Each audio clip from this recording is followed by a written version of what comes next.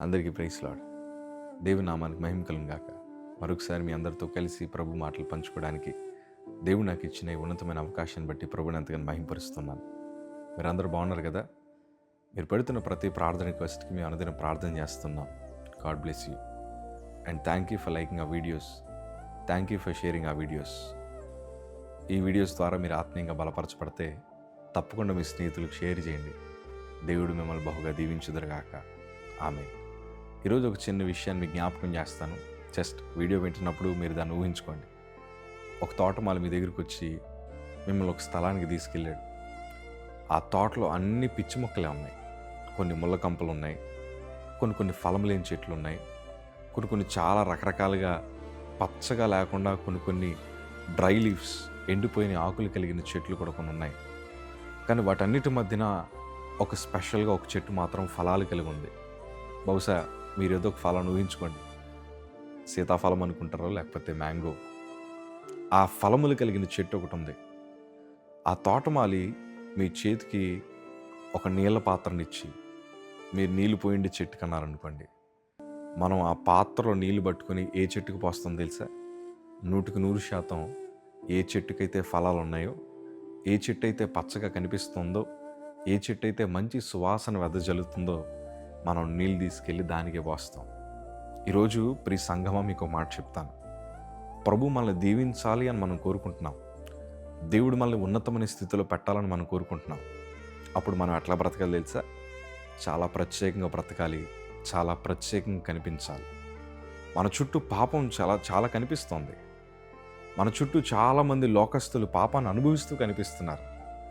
కానీ వారందరి మధ్యన నువ్వు ప్రత్యేకంగా జీవించగలిగితే, ఉదాహరణకి యేసేబులాగా, షడ్రక్ మేషక్ అబేద్నెగోలాగా, దానియేలులాగా అందరి మధ్యన ప్రత్యేక నువ్వు బ్రతకగలిగితే దేవుని దీవెనలు మెండుగా నీకు దేవుడిస్తాడు. ఒక చెట్టుకి మనం నీళ్లు పోసినప్పుడే ఒక ఫలములు కలిగిన చెట్టును మనం వెతుక్కోగలిగితే ఆత్మీయ ఫలాలు కలిగిన నిన్ను ప్రభు దీవించడా? ఆత్మీయ ఫలాలు కలిగిన నిన్ను దేవుడు ఉన్నతమైన స్థితిలో పెట్టడంటే 100% పెడతారు. ఎందుకంటే మనం ప్రభు కోసం బ్రతుకుతున్నాం కాబట్టి. ఈరోజు నీ జీవితంలో నువ్వు అద్భుతమైన ఆశీర్వాదాలు చూడాలన్నా అందరి మధ్యన ప్రత్యేకంగా బ్రతుకు. నువ్వు పనిచేస్తున్న ప్రాంతంలో ప్రత్యేకంగా బ్రతుకు. నువ్వు చదువుకుంటున్న ప్రాంతంలో ప్రత్యేకంగా బ్రతుకు. దేవుని కోసం జీవించు, దేవుని కోసం నిలబడండి. అప్పుడు దేవుడు ఏం చేస్తాడంటే ఏ సమయంలో నిన్ను దీవించాలో తగిన కాలమందు ఫలమిచ్చు చెట్టు వల్లే ప్రభు నిన్ను చేస్తాడు. అద్భుతమైన ఆశీర్వాదాలను చూస్తావు. నువ్వు దీవించబడుట అనేక మంది చూస్తారు. నీలో ఉండే ఫలములు అనేక మంది చూస్తారు.